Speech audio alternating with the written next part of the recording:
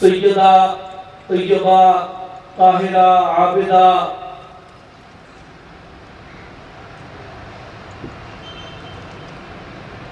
حضور سیدۃ النساء حضرت فاطمہ الزہرا سلام اللہ علیہا کے ولادت پاک کا دن ہے،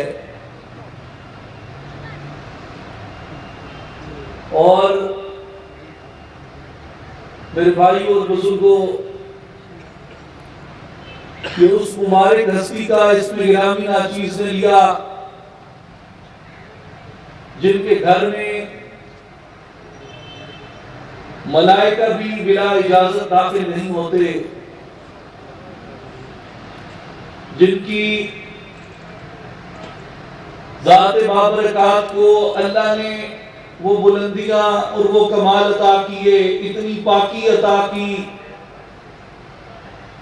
کہ ناچیز اپنے آپ کو، اپنی زبان کو، اپنے جسم کو، اپنی عقل کو، اپنے علم کو اس قابل نہیں سمجھتا، اتنا پاک نہیں سمجھتا ایسی بابرکت ہستیوں کے نام اپنی زبان سے ادا کر پاؤں۔ لیکن اگر کوئی چیز یہ ہمت دیتی ہے ان کا تذکرہ کرنے کی، ان کے بارے میں پڑھنے کی، ان کے بارے میں سننے کی، ان کے بارے میں بیان کرنے کی، تو وہ فقط یہ چیز ہے کہ ان کا ذکر کرنا، ان کا نام لینا شاید ہمارے لیے آخرت کا توشہ بن جائے۔ ان کے مبارک نام سے شاید ہماری زبان کو آگ سے نجات مل جائے، اور ان کے مبارک ذکر سے شاید ہمارے وجود میں نور ایمان قرار پکڑ لے، شاید ہمیں دین پہ استقامت نصیب ہو جائے، اور ان کے نام نامی سے، ان کے ذکر سے، ان کی یاد سے شاید ہمارے سجدوں کو گداز مل جائے، شاید ہمارے رکوع کو خشوع اور خضوع مل جائے، شاید ہمارے قیام کو استحکام مل جائے۔ ان کے مبارک نام سے، ان کے مبارک اسم سے، ان کے مبارک تذکرے سے شاید ہمارے سینے بے کینے ہو جائیں، شاید ہمارے سینے روشن ہو جائیں، شاید ہمارے سینے اللہ اپنے دین کے لیے کھول دے، شاید ہمارے وجود کو تقوی نصیب ہو جائے، اور شاید ان کے مبارک نام سے ہماری قبر روشن ہو جائے۔ اور ان کا ذکر اور تذکرہ ہم اسی نیت سے اور اسی لیے کرتے ہیں تاکہ دم رخصت، دم آخر ہمیں ان کے بابا جان صلی اللہ علیہ وآلہ وسلم کی رسالت کی گواہی نصیب ہو جائے۔ میرے بھائیوں، ناچیز نے شاید کا کلمہ شاید زیادہ استعمال کر لیا۔ اس شاید میں شک نہیں ہے، یہ شاید عجز کے لیے ہے کہ ان کے فیض میں کوئی شک نہیں، ان کی عطا میں کوئی شک نہیں، ان کے کرم میں کوئی شک نہیں، ان کی عطا میں کوئی شک نہیں، ان کے کمال میں کوئی شک نہیں، اور غلاموں کو نواز دینے میں کوئی شک نہیں۔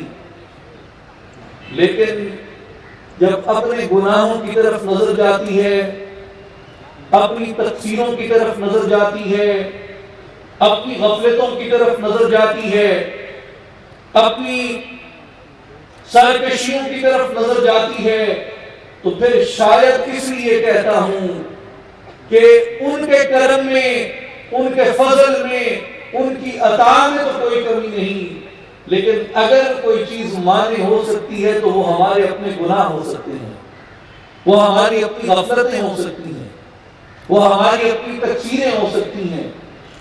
لیکن میرے بھائیوں، یہ بھی حقیقت ہے کہ ان کے وسیلے سے گناہ معاف کر دیے جاتے ہیں، ان کے وسیلے سے غفلتیں معاف کر دی جاتی ہیں، اور ان کے وسیلے سے غلاموں پہ عنایات ہو جاتی ہیں۔ میرے بھائی اور بزرگوں، امام عبد الوہاب الشعرانی رحمت اللہ تعالی علیہ، جو اولیاء کبار میں اور بہت اجل علماء میں شمار کیے جاتے ہیں مصر کے، امام عبد الوہاب الشعرانی رحمت اللہ تعالی علیہ نے یہ فرمایا تھا کہ حتی یکون سر کل نعیم فی الجنان وکل نصیب للاولیاء متفرعا من نور فاطمہ رضی اللہ عنہا۔ امام شعرانی نے فرمایا کہ لوگوں یاد رکھو، جنت میں ہر نعمت کا راز وہ سیدۃ النساء حضرت فاطمہ الزہرا سلام اللہ علیہا کے نور سے نصیب ہوتا ہے، اور جس ولی کو ولایت سے جو حصہ ملتا ہے وہ سیدہ پاک کے نور کی خیرات عطا ہوتی ہے۔ جس ولی کو ولایت کا جو حصہ ملتا ہے، جس فقیر کو فقیری کا جو حصہ ملتا ہے، جس درویش کو درویشی سے جو حصہ ملتا ہے، جس قطب کو قطبیت سے، جس غوث کو غوثیت سے جو حصہ ملتا ہے، جو عطا ہوتی ہے، امام شعرانی فرماتے ہیں کہ وہ سیدہ پاک کے نور پاک کی خیرات عطا ہوتی ہے جس کو جو ملا۔ میرے بھائی اور بزرگوں، اس لیے سیدۃ النساء سلام اللہ علیہا کا مبارک ذکر ہمارے لیے روشنی ہے، ہمارے لیے نور ہے، ہمارے لیے رحمت ہے۔ اور یاد رکھیے، دنیا میں اگر آپ ایسی زندگی جینا چاہتے ہیں، اپنے بچوں میں آپ ایسی معاشرت پیدا کرنا چاہتے ہیں جس کی بنیاد حیا پہ ہو، جس کی بنیاد شرم پہ ہو، جس کی بنیاد حمیت پہ ہو، جس کی بنیاد غیرت پہ ہو، جس کی بنیاد پرداری پہ ہو، جس کی بنیاد عفت پہ ہو، جس کی بنیاد قسمت پہ ہو، جس کی بنیاد پاکیزگی پہ ہو، جس کی بنیاد طہارت پہ ہو، جس کی بنیاد خلوص پہ ہو، تو آپ اپنے بچوں کو سیدۃ النساء سلام اللہ علیہا کی سیرت کا مطالعہ کروائیے۔ میرے بھائی اور بزرگوں، علامہ محمد اقبال رحمت اللہ علیہ نے اس لیے کہا تھا، اپنی بیٹیوں کو مخاطب کر کے، ایک پورا باب ہے اقبال کی آخری کتاب جو انہوں نے اپنی زندگی کے آخر میں لکھی، ارمغان حجاز۔ ارمغان حجاز میں اقبال نے ایک عنوان قائم کیا، خطاب مخدرات اسلام، یعنی اسلام کی بیٹیوں سے خطاب۔ تو اسلام کی بیٹیوں کو کچھ تجویزیں دی علامہ اقبال نے۔ ان تجویزوں میں ایک تجویز یہ دی کہ اگر پندے درویش پذیری ہزار عالم و میرت تو نہ میری، کہ میری بیٹیوں، اگر اس درویش کی ایک نصیحت یاد رکھ لو تو ہزاروں قومیں مر جائیں گی، تمہاری قوم کبھی نہیں مرے گی۔ ہزاروں قومیں ہلاک ہو جائیں گی، تمہاری قوم کبھی ہلاک نہیں ہوگی اگر اس درویش کی ایک نصیحت یاد رکھ لو۔ نصیحت کیا تھی؟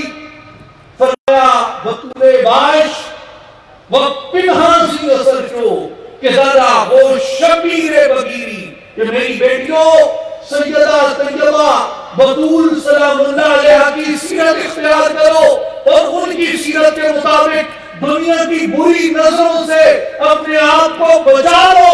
نتیجہ یہ ہوگا کہ تمہاری گود میں بھی حسین جیسے لال پیدا ہوں گے۔ حسین رضی اللہ تعالی عنہ، حسین اس عفت کی، اس قسمت کی گود میں پلا ہے، پردے کی گود میں پلا ہے، حیا کی گود میں پلا ہے، غیرت و حمیت کی گود میں پلا ہے، نیکی اور پاکی کی گود میں پلا ہے۔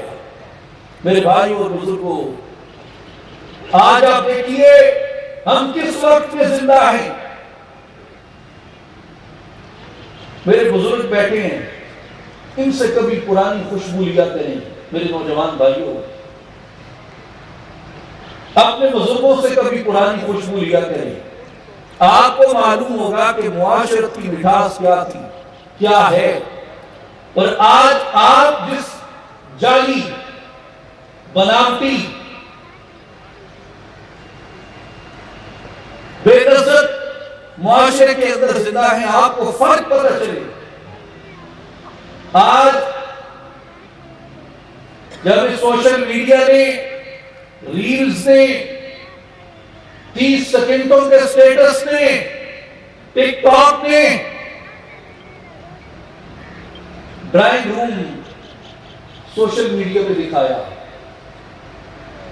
آپ کے گھر کی چار دیواری ہے، آپ کیوں بناتے ہیں؟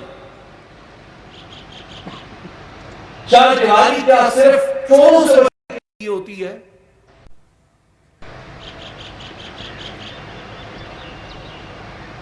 کبھی چار دیواری چور ڈکے،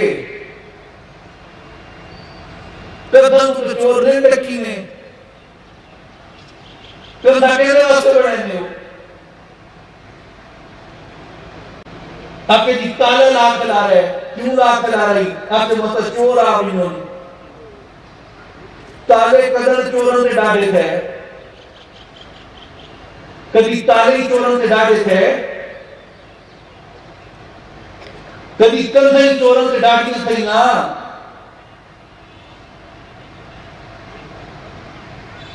میرا سجن کیوں بڑا نہیں ہو کرتا؟ کچھ وجہ تم دیواریں چوروں سے بچنے کے لیے نہیں ہوتی. گھر کی دیوار،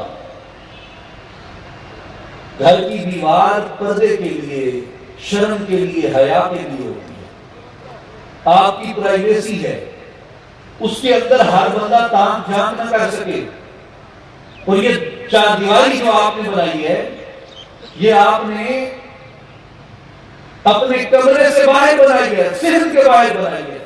اس کا مطلب یہ ہے کہ صحن کے باہر چار دیواری ہے، کسی کو اجازت نہیں کہ آپ کے صحن میں جا سکے. صحن کے آگے آپ کا گھر ہے، صحن بھی گھر کا حصہ ہے، لیکن جو اصل آپ کے پردے کا مقام ہے وہ آپ کے کمرے ہیں، آپ کا ڈرائنگ روم ہے. یہ تو چلے اب 10-20 سال کی بات ہے، یہ جدید نقشے شروع ہوئے. پہلے تے 5 کمرے انہوں نے پچھلے پاسے چولہا ہوندا ہے، اتنے کھاڑا تے نلکا ہوندا ہے. اب یہ جدید نقشے آ گئے ہیں. تو آپ کا جو کمرہ ہے اس میں کس کو اجازت ہے، کس کو مداخلت کی اجازت ہے؟ کوئی آپ کی کھڑکی سے جان سکے، کوئی آپ کے دروازے سے جان سکے. یہ آپ کا پردہ ہے، آپ کا شرم ہے، آپ کی عصمت اور عزت میں داخل ہے کے بعد. پر ہم نے کیا کیا؟ ہم نے اس عزت کو، اس پرداداری کو، نہ صرف یہ کہ محلے والوں کے لیے وہ ایک ہمارا عذر کی ضد ہے، لیکن ہم نے اسے اٹھا کے سوشل میڈیا پہ ڈال دیا. اب ڈرائنگ روم کی باتیں سوشل میڈیا پہ جاتی ہیں، اب بیڈ روم سوشل میڈیا پہ دکھاتے ہیں. یعنی اس معاشرت کے اندر ہم زندہ ہیں، اس معاشرت کے اندر ہم جی رہے ہیں. اس میں پردے کی کیا مٹھاس آئے گی؟ عزت، عصمت، عفت، یہ سب باتیں اچھی ترکیبیں اور اچھی اصطلاحیں رہ جاتی ہیں. میرے بھائی اور بزرگوں، یہ معاشرت جعلی، بے لذت، بے ذائقہ، مصنوعی اور عارضی ہے، اور اس کی کوئی وقت نہیں ہے. یہ فریب ہے اپنے آپ سے، یہ دھوکہ ہے اپنے آپ سے، یہ پیروی ہے ابلیس کی، یہ معاشرت ہے ابلیس کی. کنہیں آئیڈیالائز کیا انہیں آئیڈیالائز کیا گیا، جن کی تہذیب، جن کا تمدن، جن کے آئیڈیلز، جن کے پسندیدہ لوگ وہ اسی طرح کے ہیں، جن کے لیے شاید پورا لباس پہننا بھی ضروری نہیں ہے، لیکن ہم جن کا ذکر کر رہے ہیں وہ ہمارے آئیڈیلز ہیں، وہ ہمارے پسندیدہ ہیں۔ ہمارے کیا پسندیدہ ہیں؟ وہ اللہ کے پسندیدہ ہیں۔ وہ ہمارے کیا پسندیدہ ہے؟ وہ اللہ کے پسندیدہ ہے، وہ اللہ کے چنے ہوئے ہیں، وہ اللہ نے ان کو برگزیدہ بنایا، اللہ نے ان کو یہ شان بخشی، اللہ نے ان کو یہ انعام بخشا۔ ہم تو صرف ان کی پیروی کرنے والے ہیں۔ اس لیے اقبال نے یہ کہا تھا کہ بطول باش و پنہانزی اثر شو، اپنی بیٹیوں کو مخاطب کر کے کہ تم سیدۃ النساء حضرت فاطمہ الزہرا سلام اللہ علیہا کی طرح اپنے آپ کو دنیا کی غلیظ نگاہوں سے بچا لو،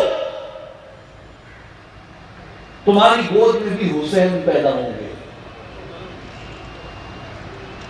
میرے بھائی اور بزرگوں، نبی پاک علیہ السلام کی دعا محدثین نے لکھی کہ سیدۃ النساء حضرت فاطمہ الزہرا رضی اللہ تعالی عنہا کو اپنے سامنے بٹھا کے رسول اللہ صلی اللہ علیہ وسلم نے یہ دعا فرمائی، اللہم انہا منی وانا منہا، میرے مولا یہ میری بیٹی ہے، یہ بطول ہے، یہ مجھ سے ہے، میں اس سے ہوں۔ یہ میری بیٹی ہے، یہ مجھ سے ہے، میں اس سے ہوں۔ اللہم کما ذہبت عنی الرجس وطہرنی فطہرہما، میرے مولا جس طرح تو نے مجھے ہر عیب سے، ہر نقص سے، ہر نجاست سے پاک فرما دیا، میرے مولا اس کو بھی ہر نقص اور ہر عیب سے پاک فرما دے۔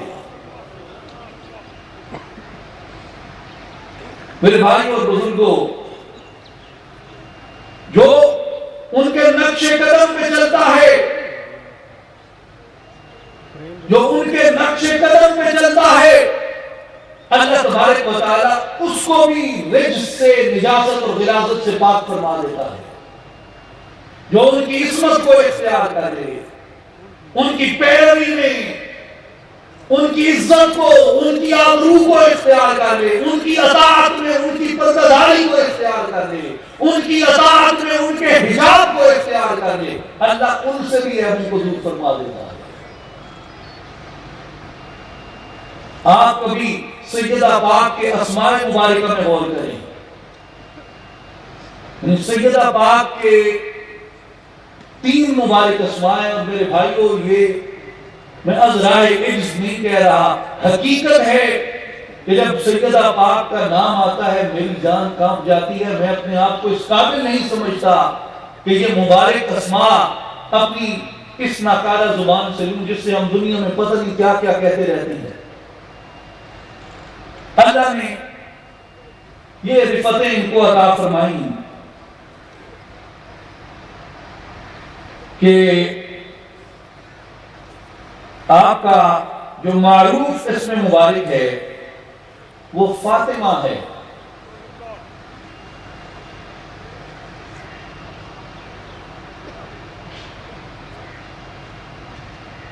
امام عبدالرؤوف المناوی اتحاف السائل میں آپ کے اسم مبارک کے بارے میں بیان فرماتے ہیں۔ تو میں ایک چیز عرض کر دوں کہ یہ باتیں ویسے بھی کی جا سکتی ہیں، یہ ایسی بات ہے جو ویسے بھی کی جا سکتی ہے، لیکن جب آپ اسے اپنی روایت کے اور دنیا اسلام کے مقتدر اور مستند اور معتبر علماء اور ائمہ دین کے اقوال اور ان کی معتبر کتب سے آپ جب اسے جانتے اور سمجھتے ہیں تو اس پر اعتراض کی گنجائش اور شک اور شبہ کی گنجائش باقی نہیں رہتی کہ پتہ نہیں آپ کو گھڑی کرے. یہ گھڑی کی باتیں نہیں ہوتی، ان باتوں کا ایک وزن ہوتا ہے، ایک اپنی قدر ہوتی ہے. یہ کئی سو سال سے امت کے علماء، مجتہدین اور ائمہ کی محنت کا نتیجہ ہے، جنہوں نے پوری زندگیاں اس راستے کے اندر سمجھنے میں، تفہیم میں گزاری ہیں. اور یہ کوئی وہ لوگ نہیں ہیں کہ جنہوں نے ادھر سے پکڑ کے ادھر سے پکڑ کے ادھر سے پکڑ کے کاٹ پیس مار کے کتاب بنا کے چھاپ دی. یہ وہ لوگ نہیں تھے. یہ وہ لوگ تھے جنہوں نے علم میں محنت کی ہے، روایت میں محنت کی ہے، اپنی زندگیاں صرف کی ہیں اس بات کے اندر. امام عبدالرؤوف المناوی رحمۃ اللہ تعالی علیہ فرماتے ہیں بما سماها النبی صلی اللہ علیہ وآلہ وسلم وما سر هذه التسمیہ. نبی کریم علیہ السلام نے سیدہ پاک کا نام فاطمہ کیوں رکھا؟ اس کا راز کیا تھا؟ فرمایا وسماها فاطمہ بإلہام من اللہ تعالی. نبی پاک علیہ السلام نے سیدہ کا نام فاطمہ اس لیے رکھا کہ جب سیدہ پیدا ہوئی اللہ تبارک و تعالی نے الہام کیا کہ محبوب اس بیٹی کا نام فاطمہ رکھنا ہے.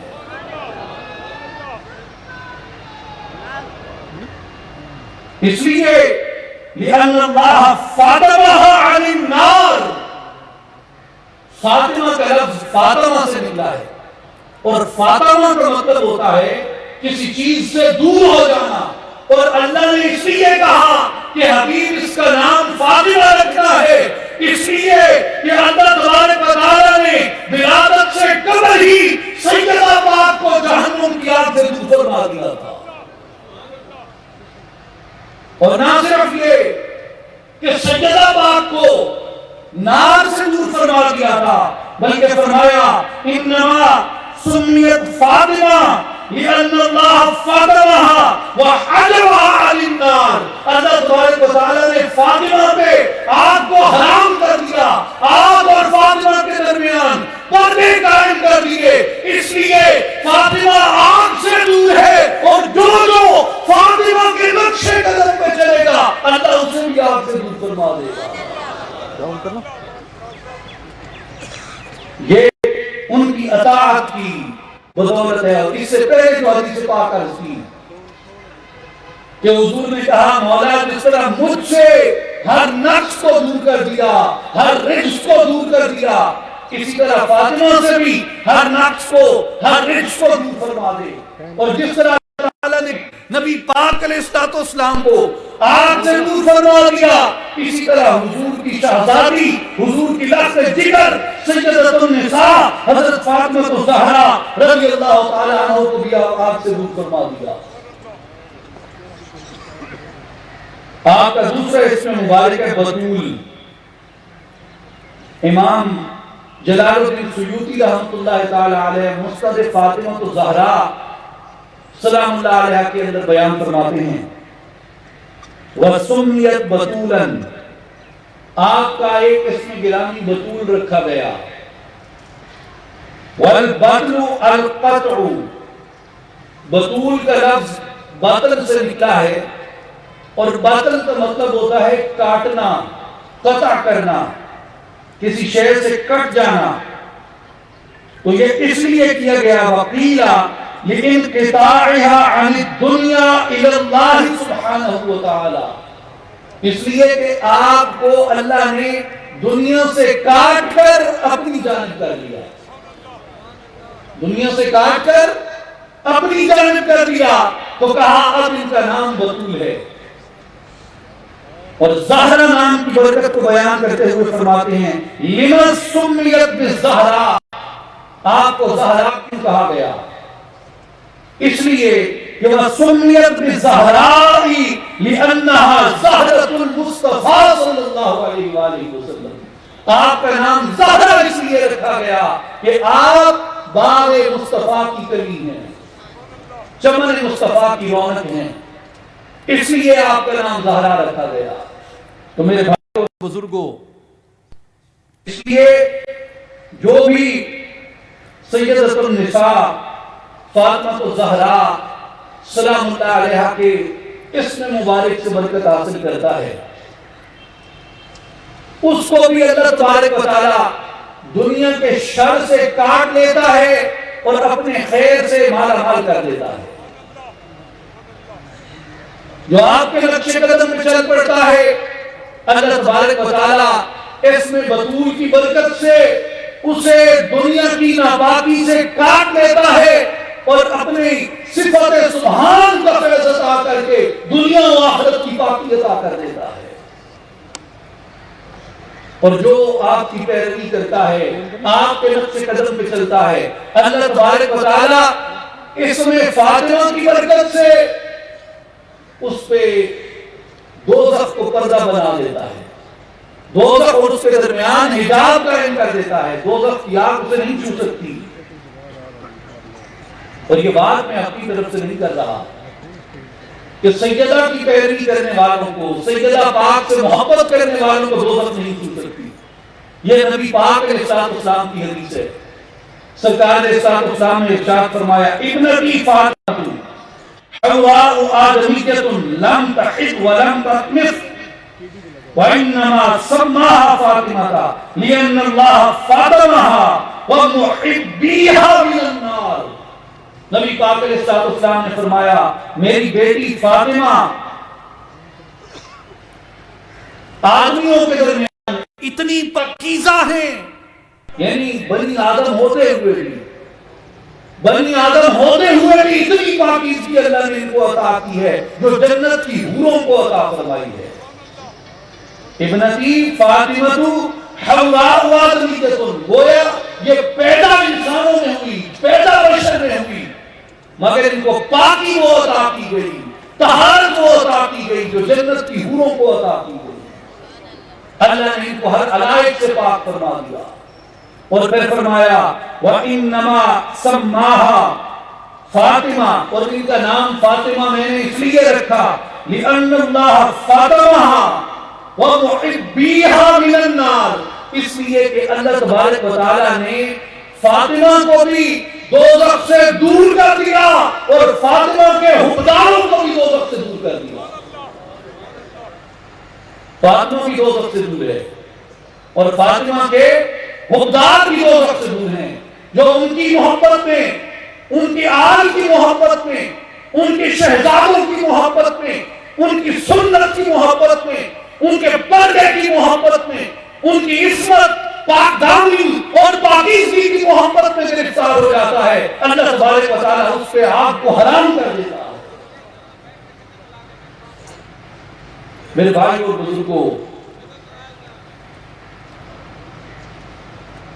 نبی پاک علیہ السلام نے ارشاد فرمایا، ان فاطمہ احسنت فرجها فحرم اللہ ذریتها علی النار۔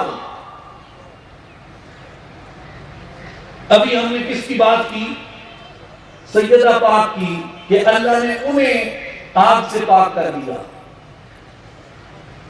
اور دوسری حدیث پاک میں کن کا ذکر ہوا؟ سیدہ پاک کی پیروی کرنے والوں کا، سیدہ پاک کے راستے سے محبت رکھنے والوں کا، سیدہ پاک کے گھرانے سے محبت رکھنے والوں کا، اللہ نے انہیں بھی آگ سے پاک کر دیا۔ اب اگلی بات پہ اللہ نے سیدہ پاک کی برکت سے اور کسی آگ سے پاک کر دیا؟ حضور نے فرمایا ان فاطمہ احسنت فرجہا، فاطمہ نے اس دنیا میں رہتے ہوئے، سیدہ نے اس دنیا میں رہتے ہوئے اپنی عفت کی ایسی حفاظت کی، اپنی پاک دامنی کی ایسی حفاظت کی، اپنے پردے کی ایسی حفاظت کی، فحرم اللہ ذریتها علی النار، اللہ تبارک و تعالیٰ نے فاطمہ کی ذریت کو، فاطمہ کی آل کو دوزخ سے محفوظ کر دیا۔ پہلے کہا کہ سیدہ کو دوزخ سے دور کر دیا، پھر کہا سیدہ کے راستے سے محبت کرنے والے، سیدہ پاک سے محبت رکھنے والوں کو آگ سے دور کر دیا، اور پھر فرمایا کہ سیدہ کی پاک دامنی کی بدولت، عفت کی بدولت، عصمت کی بدولت، عزت اور پردے اور شرم و حیا کی بدولت ہم نے ان کی آل پر بھی آپ کو حرام کر دیا ہے۔ اس لیے میرے بھائیوں اور بزرگوں، علامہ اقبال کی جو نصیحت ہے وہ ہمیں دوبارہ یہ یاد دلاتی ہے کہ اگر یہ چاہتے ہو کہ تمہاری جھولیوں میں بھی، تمہاری گودوں میں بھی، تمہاری آغوش کے اندر بھی حسین جیسے بچے پرورش پائیں، تو اپنی پاک دامنی کی حفاظت کرو، اپنی عصمت اور عزت کی حفاظت کرو، اور اگر یہ چاہتے ہو کہ تم بھی آگ سے بچ جاؤ تو سیدہ پاک کا راستہ تمہارے لیے اسوہ ہے۔ اس لیے علامہ اقبال رحمۃ اللہ علیہ نے ایک اور مقام پہ فرمایا، علامہ اقبال نے کہا کہ مادرانہ اسوہ کامل بطول، کہ اگر کوئی ماں ہے اور وہ اپنے لیے کوئی اسوہ تلاش کرتی ہے، کوئی آئیڈیل تلاش کرتی ہے کہ میں کسے فالو کروں، ایک عورت ہوتے ہوئے میرا آئیڈیل کون ہے، ایک خاتون ہوتے ہوئے میرا آئیڈیل کون ہوگا، ایک ماں ہوتے ہوئے میرا آئیڈیل کون ہوگا، ایک بیٹی ہوتے ہوئے میرا آئیڈیل کون ہوگا، تو ایک بات کہتے ہیں مادرارا اسوہ کامل بطول، اگر تم بیٹی ہو، ماں ہو، عورت ہو، خاتون ہو، تو تمہارے لیے سب سے بہترین نمونہ عمل سیدۃ النساء سلام اللہ علیہا کے نمونہ عمل کے اندر ہے۔ تو جو ان کے نمونہ عمل کو اختیار کرتا ہے، حضور کی احادیث سے بیان کرتی ہیں کہ انہیں دوزخ سے بچا دیا جاتا ہے، دوزخ سے دور کر دیا جاتا ہے، آگ ان پہ حرام کر دی جاتی ہے۔ اور میرے بھائیوں، جو ان کا نور ہیں، جو ان کا نور ہیں، جو ان کا خون ہیں، جو ان کی ذریت ہیں، اس حدیث پاک کے بارے میں یہ جو بھی آخری حدیث مبارک ناچیز نے عرض کی کہ سیدہ پاک کی ذریت پر بھی آپ کو حرام کر دیا گیا۔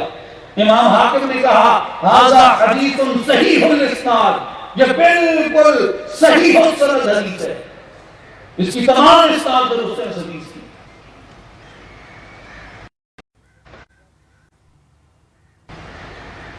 تو ان کی ذریت پر بھی اللہ نے آپ کو حرام کر دیا۔ اس لیے ہم جب سادات سے محبت رکھتے ہیں، سادات سے پیار رکھتے ہیں، سادات کا ادب و احترام کرتے ہیں،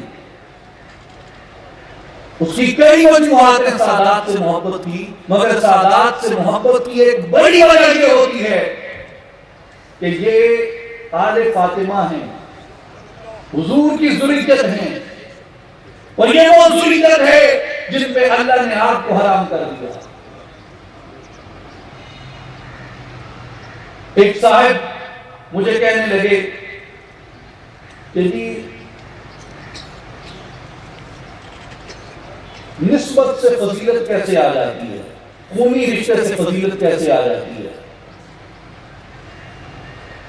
تو اتفاق سے ان کے ساتھ کچھ برس پہلے ناچیز ایک مدرسے کی دستار فضیلت کے جلسے میں اکٹھا ہوا، تو وہاں انہوں نے علم اور علماء کی فضیلت پہ خطاب کیا تھا۔ وہ مجھے یاد تھا، میں نے ان سے عرض کی، میں نے کہا کہ آپ کا سوال بھی میں سمجھ گیا ہوں، اور میں نے ان سے یہ تو نہیں کہا لیکن اپنے دل میں کہا کہ تیرے اندر کی کھوٹ ہی سمجھ گئی ہیں، تمہیں پوچھا کیوں ہے؟ میں نے ان سے عرض کی کہ حضرت آپ نے علم اور علماء کی فضیلت بیان کی تھی، آپ کو یاد ہوگا، کہنے کہ بالکل کی تھی۔ میں نے کہا علم کی کیا فضیلت ہے؟ ایک بندہ ہے، اس نے کلمہ نہیں پڑھا، یہ سارا علم اس کے پاس ہے جو آپ کے پاس ہے، کیا اس کی بھی اتنی فضیلت ہوگی؟ کہتے ہیں نہیں۔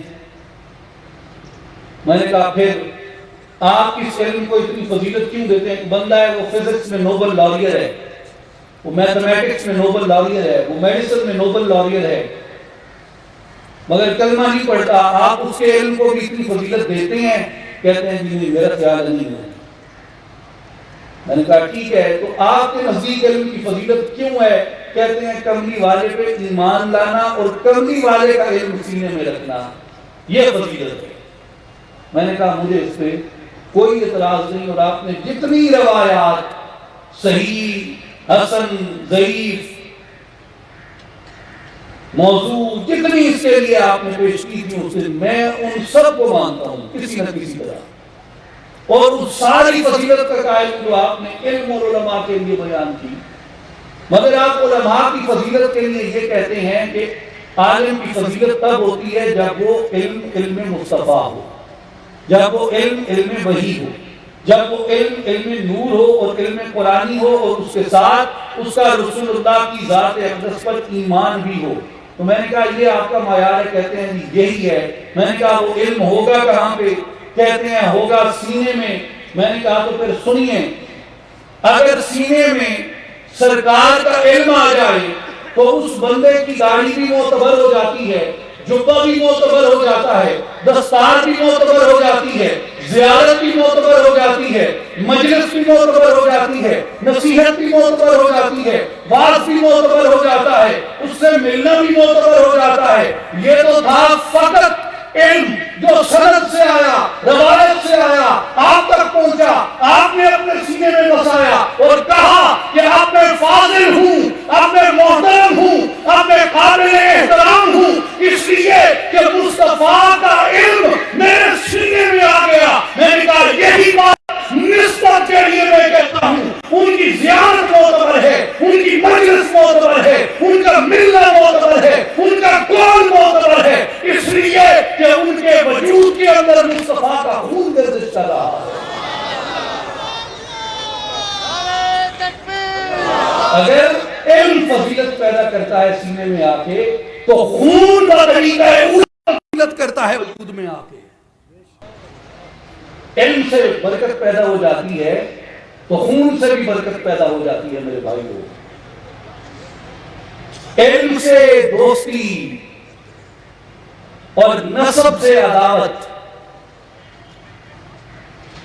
یاد رکھیں دین سرکار کے نسب نے بچایا ہے، جس کے لیے سلطان العارفین حضرت سقی سلطان باہو رحمۃ اللہ علیہ نے کہا کہ جے کر دین علم وچ ہوندا سر میزے کیوں چڑھتے ہوں، 18,000 جو عالم آہا کوئی اگے حسین دے مرتے ہوں، جے کر مندے بیت رسولی پانی کیوں بند کرتے ہوں، جے کچھ ملاحظہ سر عطا کر دے خیمے تنبو کیوں سڑتے ہوں، پر صادق دین تنہا دے گا حضرت باہو جڑے سر قربانی کر دے ہوں۔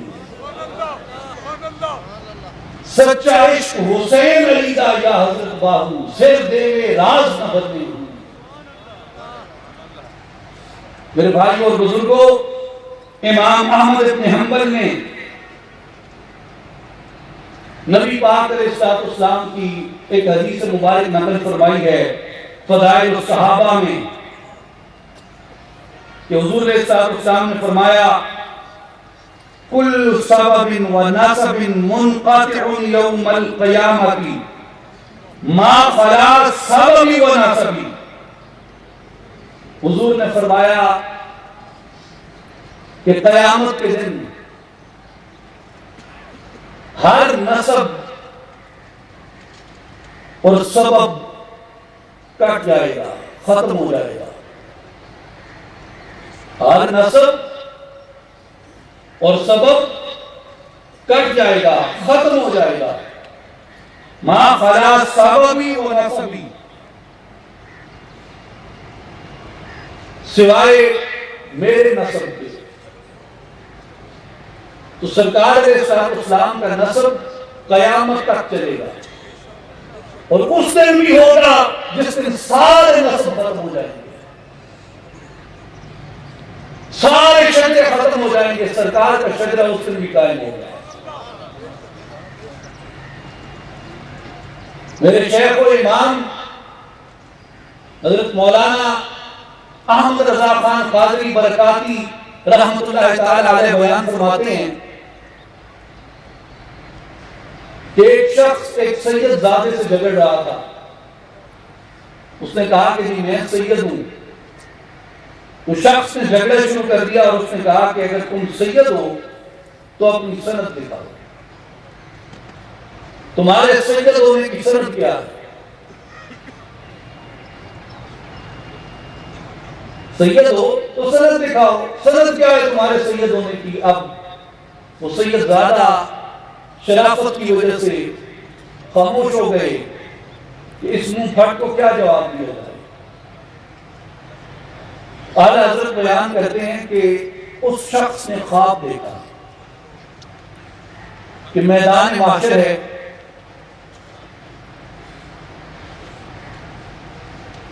اور حساب کتاب ہو رہا ہے اور مجھے نبی پاک علیہ السلام کے سامنے پیش کیا گیا. میرا فیصلہ ہو چکا کہ اسے جہنم میں ڈال دو. اور سرکار کے سامنے جب میں گیا, اب اس بندے نے سید زادے سے کیا جھگڑا کیا تھا کہ تمہارے سید ہونے کی سند کیا ہے؟ کہتے جب میں سرکار کے سامنے پیش ہوا تو سرکار کے اسلام سے میں نے عرض کی یا رسول اللہ میری شفاعت فرمائیں, میں آپ کا امتی ہوں. سرکار نے فرمایا تیرے امتی ہونے کی سند کیا ہے؟ تیرے امتی ہونے کی سند کیا ہے؟ تو بھیا جن کی آج سے سند کا سوال کرتے ہو یہ یاد رکھو میزان پہ ان سے جا ملو گے.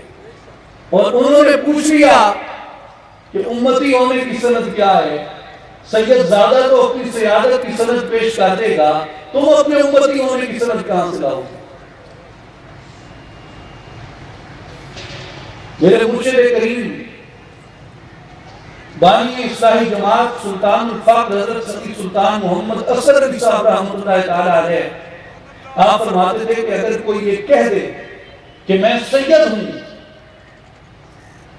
اگر کوئی یہ کہہ دے کہ میں سید ہوں تو کبھی اس کے سید ہونے کا سوال نہ کرو. اس کا اتنا کہہ دینا کافی ہے کہ میں سید ہوں. اور آپ ایک پنجابی میں فرماتے تھے کہ بیٹا سید دی سین نو سلام ہے, اگلی گل پوچھنے کی لوڑ نہیں. سید دی سین نو سلام. کہتے ہیں جی کہ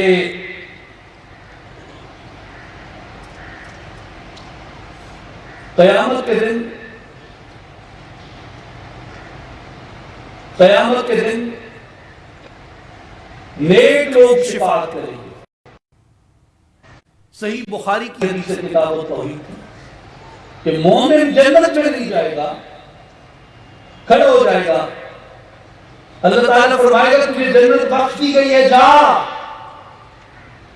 وہ کہے گا مولا کچھ لوگ ہیں جو ہم سے محبت رکھتے تھے, ہمارے ساتھ نیک اعمال کیا کرتے تھے, وہ ابھی دوزخ میں ہیں. جب تک وہ دوزخ میں ہیں میری غیرت کو گوارا نہیں ہے کہ میں جنت میں چلا جاؤں. وہ جنت میں نہیں جائے گا, مومن کھڑا رہے گا. اللہ تبارک و تعالیٰ انہیں فرمائے گا کہ جاؤ جنت جہنم کی آگ تمہیں نہیں جلائے گی, جہنم میں جا کے شناخت کرو. جسے جانتے ہو اس کے سینے میں ایک دینار جتنا ایمان اگر اسے بھی نکال کے لے آؤ. وہ جائے گا. اور جس کو جانتا ہے, جو اس سے محبت کرتا تھا, جس کے سینے میں دینار جتنا ایمان ہے, نبی پاک علیہ السلام کی حدیث صحیح بخاری کتاب التوحید کی فرمایا وہ اسے جہنم کی آگ سے نکال کے لے آئے گا. لے آ کے اللہ کے روبرو پھر کھڑا ہو جائے گا. اللہ فرمائے گا بندے تیری چاہت پوری کر دی گئی. وہ کہے گا مولا ابھی کچھ رہتے تھے جن کے سینوں میں دینار برابر ایمان نہیں تھا, مگر وہ ہم سے محبت کرتے تھے، ہمارے ساتھ نمازیں پڑھتے تھے، روزے رکھتے تھے، نیک اعمال کرتے تھے، ابھی تک وہ دوزخ کے اندر ہیں۔ مولا فرمائے گا میرے بندے جا، جس کے سینے میں تمہیں آدھے دینار جتنا ایمان نظر آتا ہے اسے بھی نکال کے لے جا۔ وہ پھر جائے گا دوزخ میں، جس کے سینے میں آدھے دینار جتنا ایمان ہوگا اسے بھی نکال کے لے جائے گا، اور آ کے جنت میں نہیں چلا جائے گا کہ دور آتا ہے دھری بیٹھا ہوں بھائی کیا عرض کرا، وہ آئے گا اللہ کے سامنے پھر کھڑا ہو جائے گا ہاتھ باندھ کے عاجزی سے گڑ گڑائے گا۔ مولا فرمائے گا اڑے نہیں دینا جنت والے پاسے، مولا علیہ کچھ سنتی گاہ نہیں، ارے کچھ سنتی گاہ نہیں، نہ انہوں نے سینے دینار جتنے تھے نہ ادھے دینار جتنے، ادھے دینار کی گھاٹے۔ مولا فرماتی وانیہ جہدے سینے چتے کو ایک ذرے برابر ایمان نظر آتا ہے ان کو بھی کرتے ہیں۔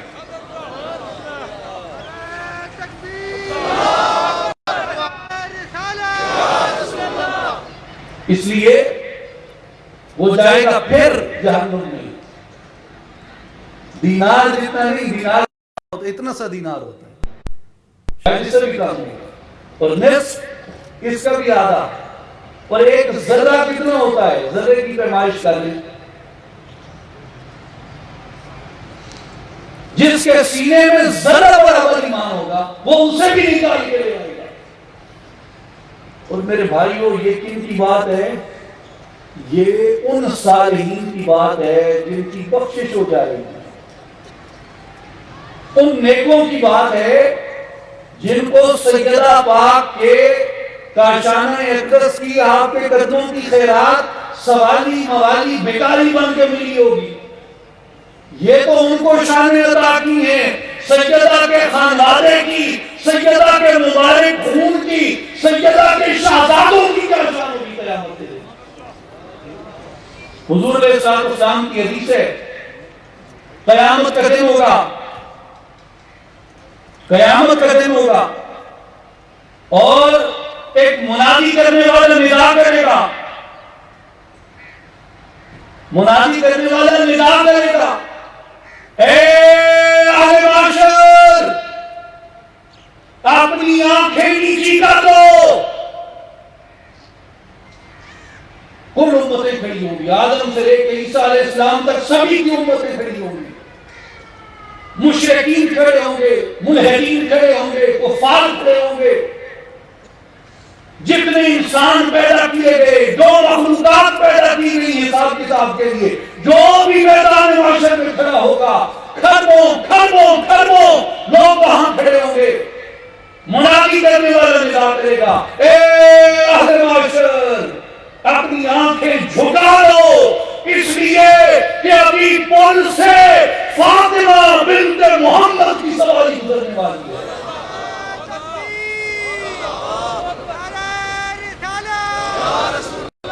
جب سیدہ میدان معاشر سے گزرے گی، اہل معاشر کو پردہ کرا دیا جائے گا،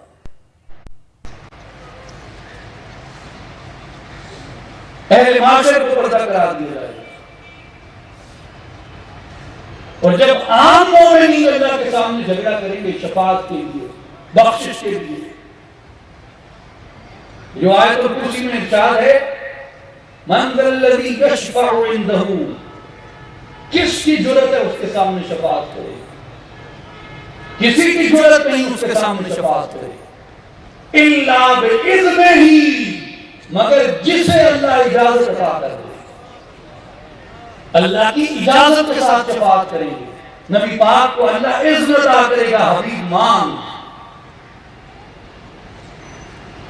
مولا کائنات سیدنا علی کرم اللہ وجہ الکریم کی روایت ہے، آپ سے پوچھا گیا کہ قرآن میں سب سے امید افزا آیت کون سی ہے؟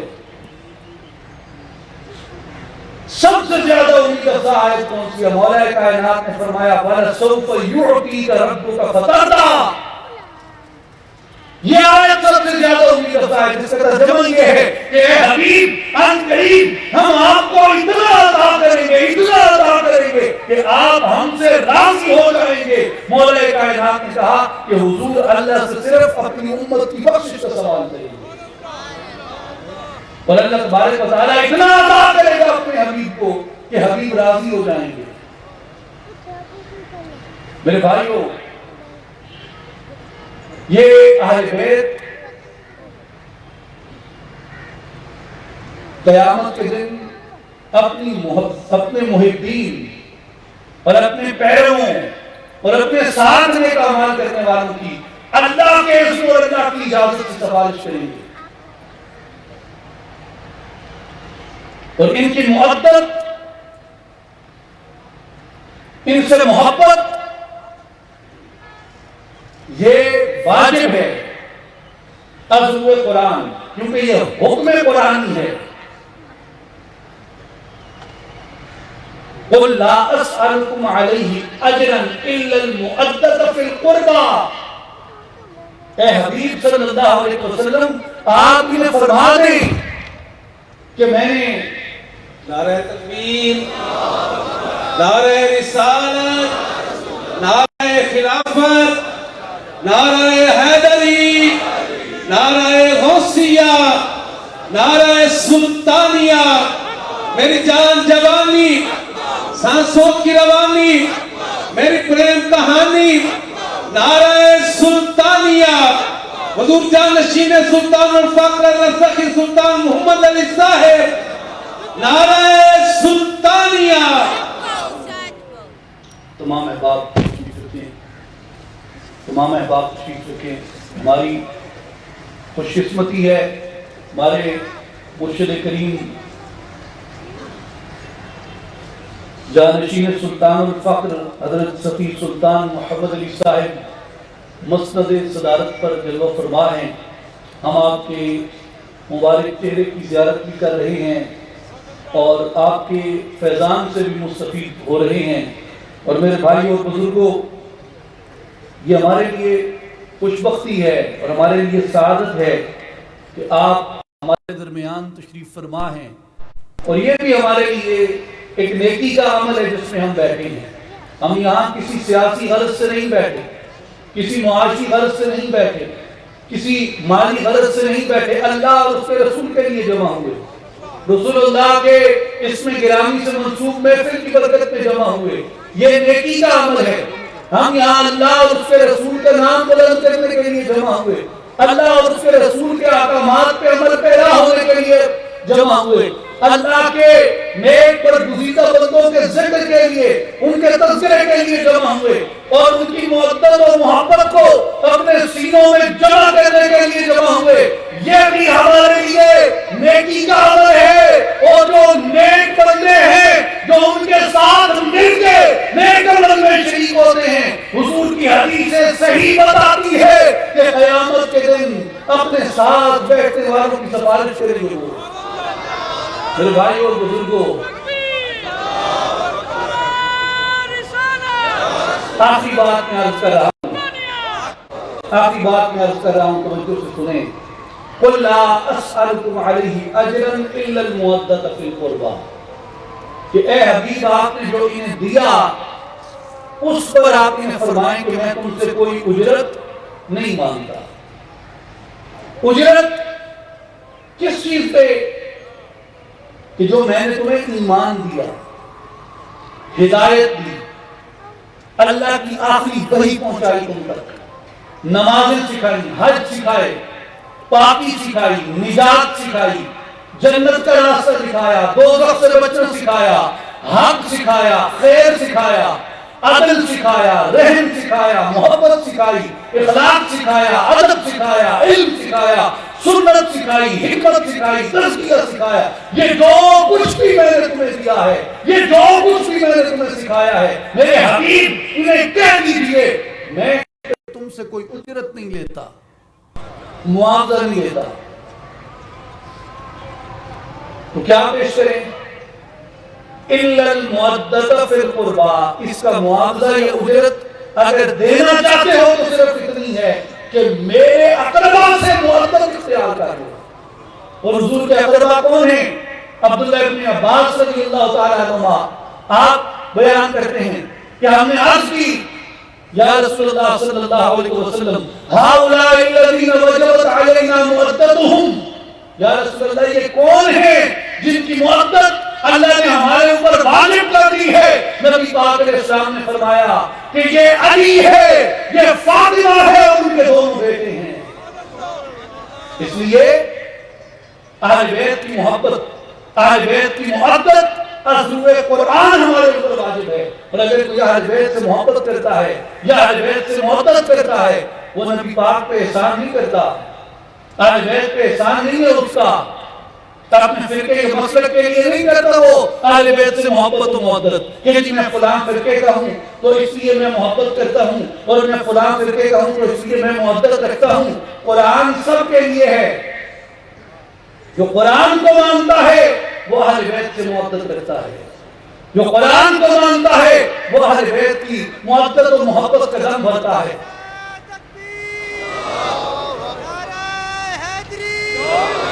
میرے بھائی اور بزرگوں، اس لیے ہمیشہ یاد رکھیں کہ اپنے سینوں کو محبت اور محبت اہل بیت سے لبریز رکھیں، نبی پاک کے خانوادے کی محبت سے، اور بالخصوص سیدہ طیبہ سلام اللہ علیہ کی، آپ کے شہزادوں کی، آپ کے عطرت اور ذریت کی محبت و محبت نہ صرف آخرت میں ہمارے لیے کامیابی کی دلیل ہے، نہ صرف آخرت میں ہمیں آگ سے بچائے گی اور نجات کی طرف لے جائے گی، بلکہ اس دنیا کے اندر بھی اگر غیرت سے، حمیت سے، پردہ سے، شرم و حیا سے، عزت و آبرو سے زندگی بسر کرنا چاہتے ہو تو انہی کا نمونہ عمل ہمارے لیے مشعل راہ ہے، انہی کا طریق عمل ہمارے لیے مشعل راہ ہے. میرے بھائیوں، اپنی معاشرت میں کوئی بھی چیز نہیں آتی ہے اسے اپنے آئیڈیلز کے ساتھ پرکھ لیا کرو. ہر چیز کو بلا سوال اور بلا تردد قبول نہ کر لیا کرو. جو معاشرت اس گلوبلائز ولیج کے اندر تشکیل پا رہی ہے، اس میں ہزاروں چیزیں بنام جدت، بنام ٹیکنالوجی ہمارے درمیان سرایت کر رہی ہیں. انہیں سوال کریں، انہیں کوشچن کریں، انہیں پرکھیں، تصدیق کریں کہ یہ میرے لیے مضر ہے، یہ میرے لیے مفید ہے، یہ میرے لیے شفا ہے یا میرے لیے وبا ہے. اس کے بعد اسے قبول کریں. اگر آپ بلا حیل و حجت، بلا سوال، بلا تصدیق اسے قبول کرتے ہیں اور وہ آپ کے لیے مضر ثابت ہوتا ہے، اللہ نے آپ کو عقل عطا کی ہے، آپ اس کے لیے سزا کے مستحق ہوں گے. عقل سوچنے کے لیے دی گئی ہے، پرکھنے کے لیے دی گئی ہے، اور کدھر پرکھیں اس کو؟ کرائٹیرین کیا ہے ہمارا؟ منہج کیا ہے؟ آئیڈیل کیا ہے جس کے ساتھ اس کو رکھ کے پرکھیں گے؟ وہ آئیڈیل ہماری بیٹیوں، بہنوں، پرداداروں کے لیے، ہمارے اپنے گھروں کے لیے، ہماری اپنی عزت و آبرو کی حفاظت کے لیے وہ آئیڈیل اہل بیت اطہار کی مبارک سیرتیں ہیں، ازواج مطہرات کی مبارک سیرتیں ہیں. حضور نبی کریم علیہ السلام کی نگاہ فیض سے تربیت پانے والے صحابہ و صحابیات کی سیرتیں ہیں. حضور کی امت کے اولیاء اور صالحین کی سیرتیں ہیں. اصلاحی جماعت یہی پیغام لے کر آئی ہے کہ لوگوں آؤ، اس اصلاح کو اپنے دل سے، اپنی جان سے اختیار کرو، حضور کے دین کی طرف رغبت اختیار کرو، حضور کی محبت کی طرف محبت اختیار کرو، حضور کے اہل بیت کی طرف محبت اختیار کرو. اللہ تعالی ہم سب کو اعمال صالحہ کی توفیق عطا فرمائے اور ہمارے گناہوں کو معاف فرمائے. ان اللہ وملائکتہ یصلون علی النبی یا ایھا الذین آمنوا صلوا علیہ وسلموا تسلیما اللہم صل علی سیدنا و مولانا محمد وعلی آل محمد وبارک وسلم وآخر دعوانا ان الحمد للہ رب العالمین.